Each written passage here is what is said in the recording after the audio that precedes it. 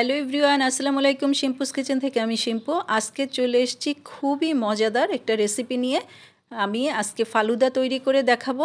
এই গরমে মানে ফালুদা যদি যাকেই দিবেন সেই পছন্দ করবে, ছোট বড় সবারই পছন্দর একদম মুখরোচক একটা খাবার ফালুদা। আর এই ফালুদাটা আমি তৈরি করব সামান্য কিছু উপকরণ দিয়ে, তবে খেতে অসাধারণ হয়। বাসায় কিছু থাকা জিনিসপত্র দিয়েই আমি তৈরি করে দেখাবো ফালুদা। তবে চলুন দেখে নেওয়া যাক কীভাবে এই ফালুদাটা তৈরি করে থাকি। প্রথমে আমি একটা প্যান নিয়েছি। এই প্যানে আমি 3 কাপ লিকুইড দুধ দিব। আমি এখানে গরুর দুধ নিচ্ছি। আপনারা লিকুইড দুধ নেওয়ার পরে আমি 20 টাকা সাবু কিনেছি, সাবুটা দিয়ে দিব। আমার মানে হাফ কাপ আর হাফ কাপের একটু বেশি হয়েছে। 20 টাকায় আমার এতটুকুই সাবু হয়েছে। আর এই সাবুটা দেওয়ার পরে আমি চুলায় দিয়ে দিব। সাবুটা একদম ভালোভাবে রান্না করতে হবে, একদম ক্রিস্টালের কালার যেন সাবুতে চলে আসে। আর সাবুটা আপনারা যদি মনে করেন একটু ভিজিয়ে রাখবেন, তাহলেও খুব তাড়াতাড়ি রান্নাটা হয়ে যায়। যে একটু ভিজায় রেখেও তারপরে আপনারা সাবুটা দুধের মধ্যে দিয়ে রান্না করে নিতে পারবেন। আমার কিন্তু একদম ক্রিস্টাল কালার হয়ে গিয়েছে। এখানে কিন্তু কোনো সাদা ভাব নাই, সুন্দরভাবে সাবুটা সিদ্ধ হয়ে গিয়েছে। এখন আমি দুধের ভিতরে যে বাকি উপকরণগুলো দিয়ে দিব। প্রথমে আমি কনডেন্স মিল্ক দিলাম, একদম উঁচু করে টেবিল চামচের 1 চামচ আমি কনডেন্স মিল্ক দিয়েছি। আর এই কনডেন্স মিল্কটা দিলে কিন্তু খেতে অনেক মজা হয়। আর আমি 1/4 কাপ চিনি দিচ্ছি। চিনিটাও আমি আমার পছন্দ মতো দিলাম। আপনারা যদি বেশি মিষ্টি খান তাহলে একটু চিনিটা দিয়ে নিতে পারেন। এখন ভালো করে সাবুটা একটু ফুটে উঠলে আমি নামিয়ে ফেলবো। অতিরিক্ত কিন্তু ঘন করবেন না, আবার একদম পাতলাও থাকবে না, মিডিয়াম এরকম ঘন হলেই আমি সাবুটা নামিয়ে একদম সার্ভিং ডিশে নিয়ে এটাকে ঠান্ডা করে নর্মাল ফ্রিজে রেখে দিব। আমি কিন্তু সকালের দিকে রান্না করে এটা রেখেছি, একদম যেন ফ্রিজে রাখার পরে ঠান্ডা হয়ে যায়। আর কখনোই ভুলেও ডিপ ফ্রিজে রাখবেন না। আর আমি একটু পানি 3 কাপ পানি এখন চুলায় দিয়েছি। 3 কাপ পানিটা একটু গরম হওয়া পর্যন্ত অপেক্ষা করব। আর হচ্ছে আমি আগার আগার পাউডার 4 চামচের একদম উঁচু করে 1 চামচ নিয়ে নর্মাল পানি দিয়ে একটু গুলিয়ে নিচ্ছি। আপনারা আগার আগার পাউডার কিন্তু যে কোনো মুদিখানার দোকানে পেয়ে যাবেন। আর যেই পানিটা গরম করতে দিয়েছিলাম, পানিটার ভিতরে একদম টেবিল চামচের 1 চামচ আমি চিনি দিয়ে দিলাম। মিষ্টিটা আপনারা দিলেও হয়, না দিলেও হয়, যারা পছন্দ করবেন না মিষ্টিটা নাও দিতে পারেন। আর আগার আগার পাউডারটা দিয়ে আমি ভালো করে এই পানিটাকে এখন ফুটিয়ে নিব। পানিটা একদম ভালো করে বলক এসছে। এখন আমি যে আগার আগার দিয়ে যে পানিটা রান্না করেছি সেটা এখন আমি এক মানে ডিশ নিলাম, ছোট ছোট মানে ট্রের মতো নিয়েছি। এখন এই প্রতিটা ট্রেতেই আমি এখন দিয়ে দিচ্ছি এই আগার আগার পাউডারের পানিটা। আর এই পানিটা দিয়েই কিন্তু আমি জেলি তৈরি করব। আগার আগারটা কিন্তু আপনারা জানেন জমে যায়। আর এখানে আমি কেক বানানোর যে কালার, সেই কালারটা আমি দিচ্ছি। এই কালারটা দিয়েই আমি সাধারণত এই জেলিটা জমিয়ে থাকি। এখন আমি ইয়েলো কালার, তারপর রেড কালার, গ্রিন কালার, 3টা কালারের আমি জেলি জমিয়ে তারপরে এটাকে আমি নর্মাল ফ্রিজে রেখে দিব। আর নর্মাল ফ্রিজে অবশ্যই আমি সাবুটাও মানে ডিপে আবার ভুলেও রাখবেন না, নর্মালেই রাখবেন। আর এই জেলিও আমি তৈরি করে জেলি আর সাবু রান্না দুইটাই আমি নর্মাল ফ্রিজে সকালেই রেখে দিচ্ছি। আর বিকাল হলে আমি সার্ভ করব। একদম কিন্তু ভালোভাবে ঠান্ডা হয়ে যাওয়া পর্যন্ত অপেক্ষা করতে হবে। মানে সকালে রানলে সাবুটা এতই সুন্দর ঠান্ডা হয়ে যাবে। আর হচ্ছে ফালুদা কিন্তু ঠান্ডা ঠান্ডাই খেতে ভালো লাগে, কখনোই গরম ফালুদা কিন্তু কেউ খায় না, এটা তো সবাই জানেন।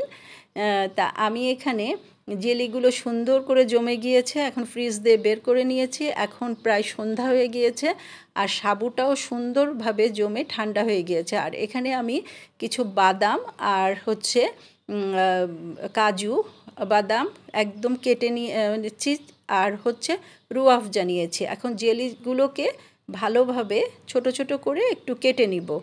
আর বাদামটা আর কাজুটা কিন্তু দিলে অসম্ভব মজা হয়, আপনারা চেষ্টা করবেন বাদাম আর কাজু দেওয়ার। আর একটু আনার দিতে পারলে তো আর কোনো কথাই নাই। আমার কাছে আনারটা ছিল না, সেই জন্য আমি আর আনারটা দিইনি।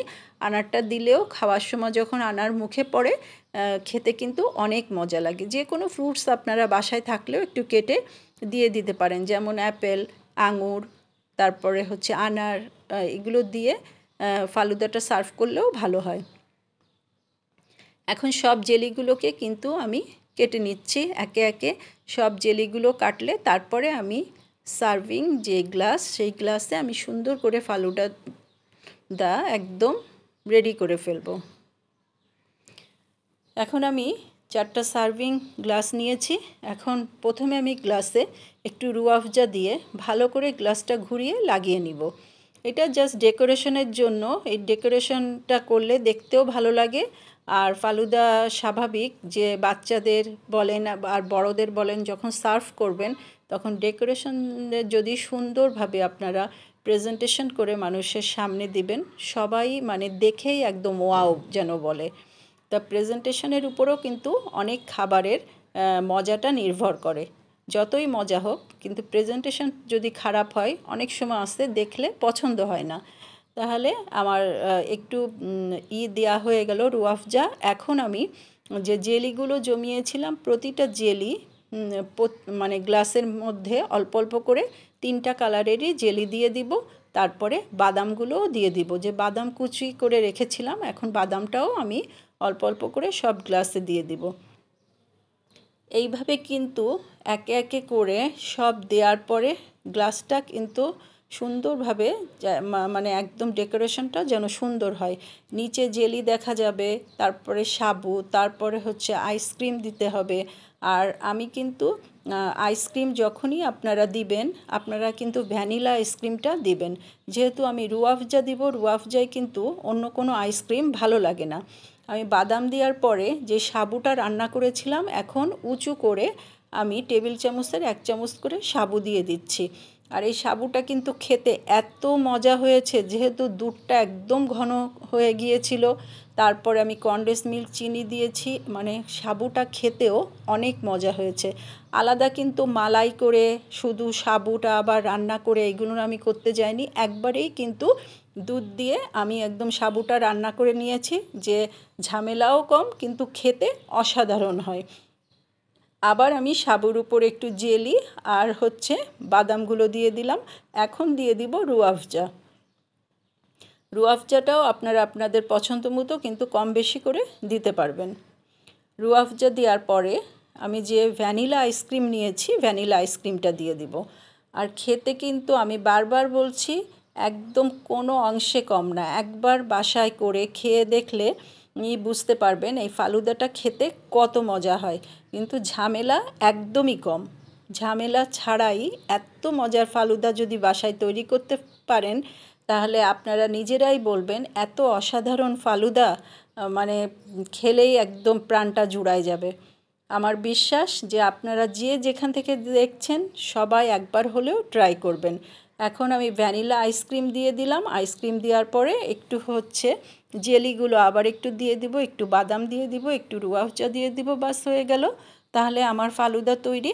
আর আপনারা প্লিজ যে যেখান থেকে দেখছেন সবাইকে অজস্র ধন্যবাদ।